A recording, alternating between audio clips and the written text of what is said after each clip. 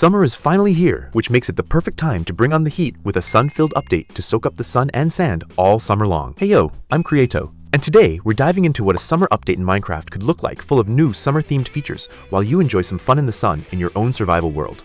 Alright, let's start with the best place to be during the summer, the beach, which is long overdue for an upgrade that could easily be done with some new life added to it. This means adding in things like palm trees to fill the skies as you stare up at the sun, as well as sea stars scattered around while you run on the sand. This already does a lot for the beach biome, since it's now looking much better with all the plant life around the place. Well, the sea stars aren't really plants, but you get the point. And it doesn't stop there, because there's still way more to the beach than all the new summer-themed shrubbery, since the beach is also home to a very special new mob. Pelicans, you know.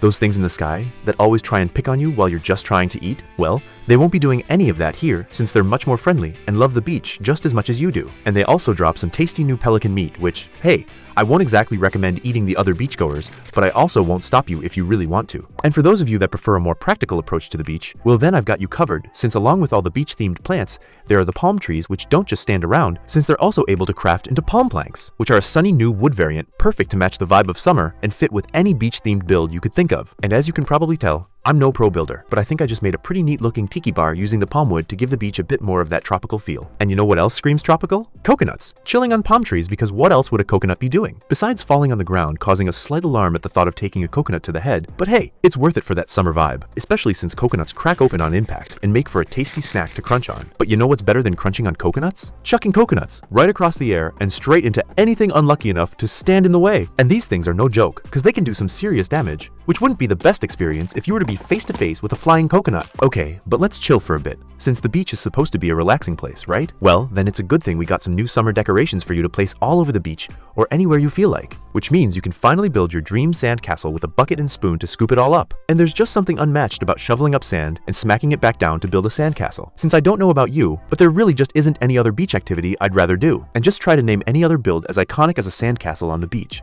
Yeah, I didn't think so. Alright, now after all that sand digging, you'll probably need something to cool down. And what more could you ask for than some fun summer-themed drinks to chug on while laying around? And that's exactly what the Tiki Bar is for, since it can be used to make some new tropical drinks using an ice block and another item, for flavoring of course. This gives you lots of options for what you want to choose, since they can all be made in the Tiki Bar, and they're all perfectly safe to drink since they're made using only natural ingredients. Though just be warned that drinking a bit too many tropical drinks can lead to unexpected side effects. But they're mostly good though, since each one gives a different effect, which might be helpful as long as you don't go swimming right after. And there's also even more treats to enjoy that are guaranteed to have no side effects. Well, besides melting, since you can use the mini fridge to make different types of ice creams such as popsicles and sundaes. And all you'll need is some ice blocks or snowballs depending on what you're making, plus another item like a melon slice or cocoa bean to get the exact type of ice cream you want. And really, isn't this just the best thing ever? Because you've got your very own mini fridge here out on the beach, and you're able to make ice creams inside of it? If only it were really that easy, right? Well, you can still enjoy them here, especially since each one gives a nice boost of hunger, which makes them the perfect beach treat if you ask me. Also, if you're enjoying the video, please make sure to leave a like and hit subscribe, as all your support really means a lot. Alright, now after chomping down on all those treats, I think it's time to splash around with some new swim gear which can really help you pick up the speed while in the water. And you can do this with swim wings, which are worn in the chest plate slot and will constantly give you the dolphin's grace effect for as long as you're wearing it. This gives you a pretty big speed boost in the water, which is exactly what you want while swimming around. And if you prefer rubber swim rings instead, those work too, and also give a big speed boost, which make them another good option for taking out to swim. Plus, the swim rings also have two special variants that could only be found in structures like shipwrecks and ocean ruins, so that you can match either a pelican or an axolotl while you're swimming around. And while on the topic of mobs, there's also one more mob that can be found on beaches, which are the hermit crabs that love to walk around the sand while they carry their shell on their back. And these little guys will spawn all over the beach and can also be scooped up with a bucket and placed back down for an easier way of getting around. And you don't have to worry about them because they're friendly mobs who just really like to chill inside their shells, which I totally get why, because look how comfy they look in there. But you know, if you really want to, you could turn the hermit crabs into your next meal, since they will drop their meat along with a piece of their shells if you're really lucky. And honestly, it's not that bad of a meal, since some cooked hermit crab can give you back 3 hunger bars if you don't mind having to hunt them down. But really, the shell pieces are more useful, since if you get 5 of them, then you can craft yourself a hermit crab shell, which is a type of helmet that you can wear that gives you a special effect while using it. This works sorta like the turtle helmet, except that the hermit crab helmet gives you resistance whenever you're crouched, which means that as long as you're wearing the helmet, you can get instant resistance just by crouching, so you can reduce any incoming damage. Alright, now the beach is cool and all, but what if we move further offshore and right into the ocean? Since there's also tons of upgrades down here, starting with lots of new coral blocks. This gives the ocean much more color, since the coral blocks now generate in small patches around the seafloor, as well as with some new colors of coral to add in more variety. And you can easily pick up any of the new coral types with a silk touch tool, and then place them down down anywhere you want, making them perfect for any sort of underwater build you can think of. And just look at how much better it looks with all the new coral types. Cause if I had enough water breathing potions, then I would definitely want to stay here all day long. And it's not just new coral down here, since there is also some adorable small sponges that generate in patches around all the coral. And no, they're not alive, since these small sponges are just mini versions of the sponge block which don't do much on their own until you collect 9 of them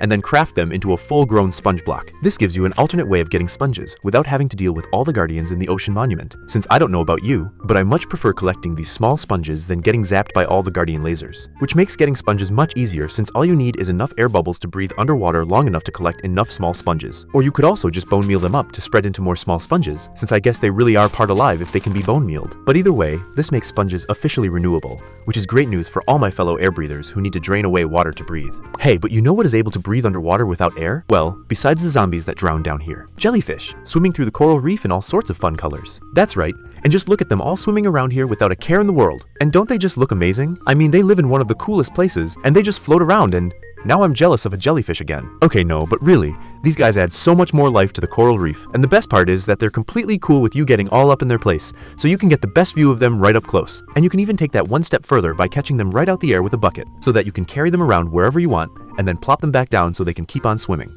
Which is perfect in case you plan on building a giant aquarium, or just really like carrying around jellyfish for whatever reason. Alright, now we can head back up to the surface, but not to the land, since there's something new floating on the ocean, and it's a brand new type of village, the Ocean Village, which generates exclusively on the surface of the sea with a thriving society of fishermen. Who would have thought, right? And these guys are dripped out from head to toe with their new ocean-themed outfits. And I mean, just look at them. They even got a pirate hat on, so that's how you know they mean business. And they even have a map of the entire world right in the center of their village. And I don't think any of the other villagers are as prepared as the Ocean Villagers are, because it can't be easy living out on sea all the time, but they've got their own floating farms and homes, which means they're doing pretty good if I had to guess. And really, the Ocean Village is one of the safest village types since there's nowhere for mobs to spawn. Think about it, the village is surrounded by water, and all the bridges are built from non-spawnable blocks like slabs and trapdoors. So maybe these guys weren't so crazy for building their village on the ocean surface after all, huh? But you know what is really crazy? All the squids that spawn under the village, which now spawn in larger groups, and also have a special new drop. Since you can now hunt down squids for more than their ink sacs, with calamari now dropping from squids, which is a brand new underwater food source that's exclusive to squids. This just gives you another food option while out at sea, in case you get tired of the same old fish meal. And the calamari tastes even better when cooked, since each cooked calamari restores 2.5 hunger bars,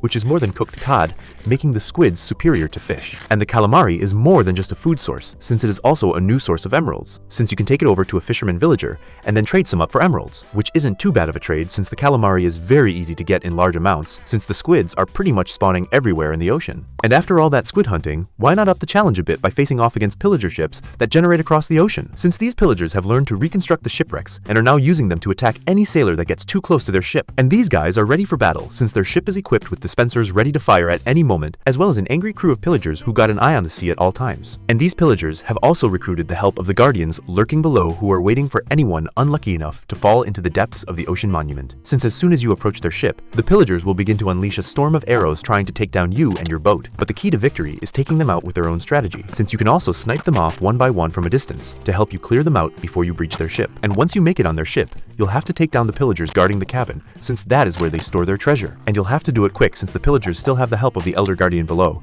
which got me with its mining fatigue, which would have made it harder to get on the ship in time. And after you've raided the cabin, you'll need to head down to the ship's bunker, since there are more pillagers there who have imprisoned some villagers that need your help to free them. Which, let's be real, setting the innocent villagers free from their captors is the real treasure of all, right? Well, if angry pillager ships aren't really your thing, then you can always head out in search for a villager ship instead, which is a more peaceful approach to ships, since the villager ships won't be doing any attacking and prefer to calmly sail the seas instead. And these villagers don't mess around, since their ships are also loaded with loot that they keep stashed away in the ship's bunker for safekeeping, which makes these chests much easier to raid, since if the villagers aren't guarding it, I guess that means they don't want it, right? Either way, you'll be able to make it out the ship with far less arrows to the head and a chest full of treasure raided from all the ships. Alright, now with everything summer related getting a total overhaul, you can finally enjoy all the fun in the sun with everything new that's been added. From a reimagined beach biome with lots of new mobs and items to mess around with, to an improved ocean experience both under and above the water, a summer update has the potential to completely reshape the beach and ocean environments. But what do you think about a potential summer update in Minecraft? What sort of features do you think need to be added? And what other sort of areas should be updated apart from the beach and ocean biomes? Leave a comment sharing all your ideas about a summer-themed update,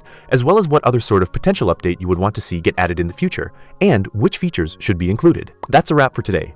Don't forget to leave a like and hit subscribe, and also leave a comment saying, "Summertime hype," if you made it this far. Thanks so much for watching, and I'll see you next time.